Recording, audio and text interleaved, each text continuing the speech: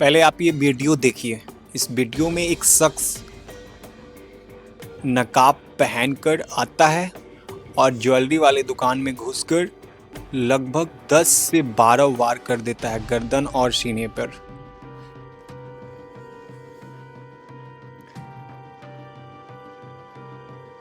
ये वीडियो देखें।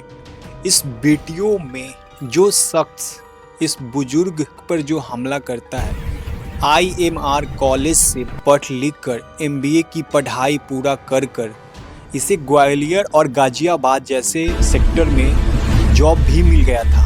ये सालाना 6 लाख रुपया का पैकेज तक मिला था, लेकिन इसके बावजूद भी ये अपना 2 मकान बेचकर ये एक किराए के मकान पे रहता था। इसके बाद इसने जो आप वीडियो देखें ये अंजाम तक किया।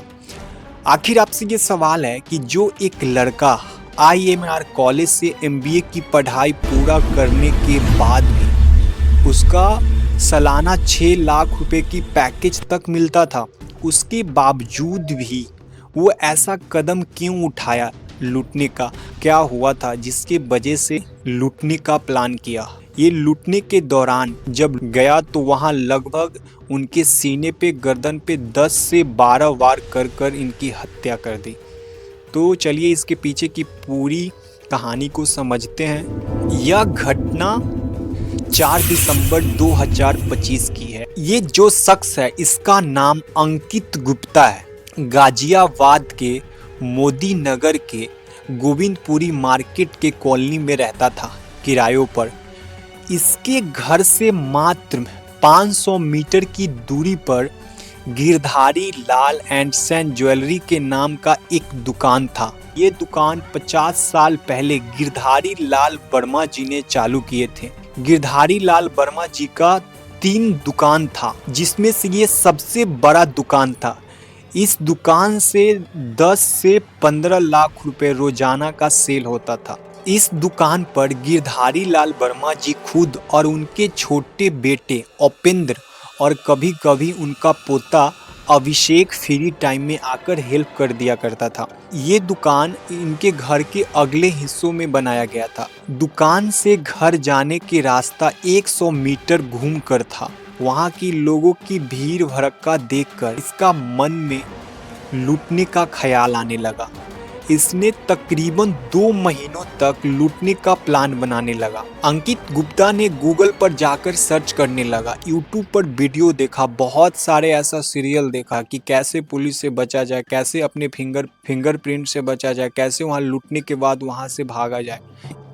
उस दुकान के आसपास के पूरे एरिया का एक मैप चार्ट तैयार किया। दुकान कितने बजे खुलता है, कितने बजे बंद होता है, पे कौन कौन आता है, ये सारा वो पूरा निरीक्षण करने लगा। उसके बाद इसने 3 दिसंबर 2025 को ऑनलाइन पाउडर, मिर्च, कैंची, चाकू ये सब सामान का ऑर्डर कर कर मंगवा लिया। उसके बाद 4 दिसंबर यानी अगले दिन ये अपने घर से पैदल, क्योंकि इसके घर की दूरी 500 मीटर का ही था, सर में टोपी पहन लिया और मुंह को बांध लिया। भी लोग नहीं पहचान पाए, क्योंकि सर्दियों का समय है। तो सर्दियों के समय में अक्सर हर कोई सिर पे टोपी और नकाब बांधे हुए रहता है। अंकित गुप्ता दुकान के पास आकर दुकान का खुलने का इंतजार कर रहा था। 7:45 में गिरधारी लाल जी का छोटा बेटा उपेंद्र आकर दुकान खोलता है। उसके ठीक मात्र 30 मिनट बाद गिरधारी लाल वर्मा जी आते हैं। फिर अपने पिता के लिए नाश्ता लाकर देता है। उसके बाद वो वॉशरूम में चला जाता है।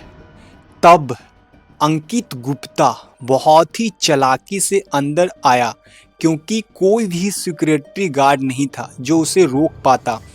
अंदर अचानक आया और डायरेक्ट उन पर पहले मिर्ची पाउडर आंख पर फेंका। मिर्ची पाउडर फेंकने के बाद भी गिरधारी लाल वर्मा जी ने अंकित से हाथापाई करने लगे। वो चिपरा निकालकर उन पर एक वार किया, जिसके वजह से वो गिर पड़े। फिर अंकित ने चाकू निकालकर 10 से 10 सेकेंड में वार लगातार कर दिया। वैसे ही उसके बेटे उपेंद्र आता है। जैसे ही उपेंद्र को देखता है तो अंकित गुप्ता भागने लगता है, अंकित को पकड़ लेता है, फिर दोनों में हत्थापाई होने लगता है।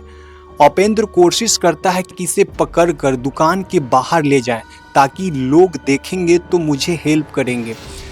वैसे ही उपेंद्र ने अंकित गुप्ता को घिसते हुए बाहर ले गया। जब लोग देखा हत्थापाई करते हुए तो लोगों का भीड़ जमा हो गया। उसके बाद लोगों ने इसे पीटने लगा। अब आपके मन में एक सवाल चल रहा होगा कि जब अंकित IMR कॉलेज से MBA पास कर उसे यहाँ तक तो जॉब भी मिल गया था, तो फिर वो ऐसा कदम क्यों उठाया? आखिरकार उसको ऐसा क्या जरूरत पड़ गया था जिससे उसके मन में लूटने का ख्याल आने लगा? ये सब हम जानने के लिए 6 साल पहले चलेंगे, तभी हम जान पाएंगे। अंकित के ऑफिस में एक दोस्त था। दोस्त ने अंकित को कहा कि अगर तुम बहुत बड़ा व्यक्ति बनना चाहते हो, बहुत बड़ा पैसा वाला अगर बनना चाहते हो, तो तुम्हें मैं एक ऐसा ऐप के बारे में बताऊंगा जिससे तुम बहुत जल्दी राजा बन जाओगे।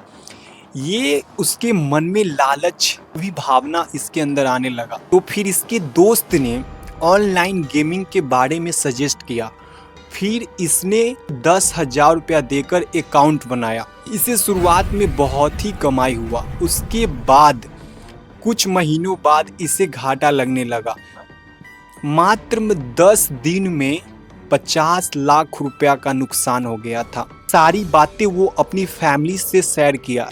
ये अपनी गलती को एक्सेप्ट किया और फैमिली वाले से माफ़ी मांगा। पहले से ही इसके फैमिली वाले ने एक घर बेचकर साचेतपुरी में रह रहे थे, लेकिन अंकित को कर्जा चुकाना था, तो फैमिली वालों ने वो भी घर बेचकर अंकित को 20 लाख रुपया दिए। और उसके बाद उसके फैमिली वालों ने गोविंदपुरी कॉलोनी में किराए के घर में रहने लगे थे। लेकिन अंकित को 30 लाख रुपए की और जरूरत थी, तो उसने अलग अलग बैंकों से लोन लिया और लोन लेकर वो ऑनलाइन गेमिंग के पूरे पैसे को सधा दिया।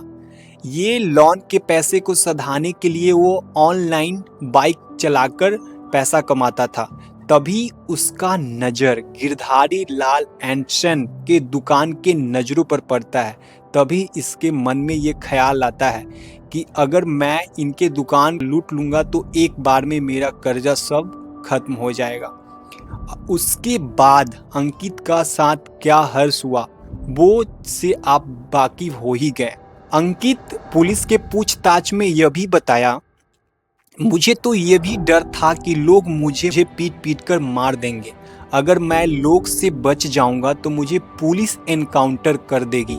मैं तो भगवान से प्रार्थना कर रहा था, हे भगवान मुझे बचा लो। गिरधारी लाल वर्मा जी को और उनके बेटे उपेंद्र को निजी अस्पताल में लेकर गया, लेकिन डॉक्टर ने गिरधारी लाल वर्मा जी को मृत घोषित कर दिया। उपेंद्र पूरी तरह से ठीक है। ये घटना ये बताता है ज़्यादा पैसे कमाने की लालच जब लोगों के अंदर मन में भूत सवार हो जाता है तो वो क्या क्या कदम उठा लेता है, और वो कदम में वो खुद एक दिन उसी के जाल में फंस जाता है। आप अपनी राय कमेंट बॉक्स में ज़रूर बताइएगा। फिर हम आपको मिलते हैं अगले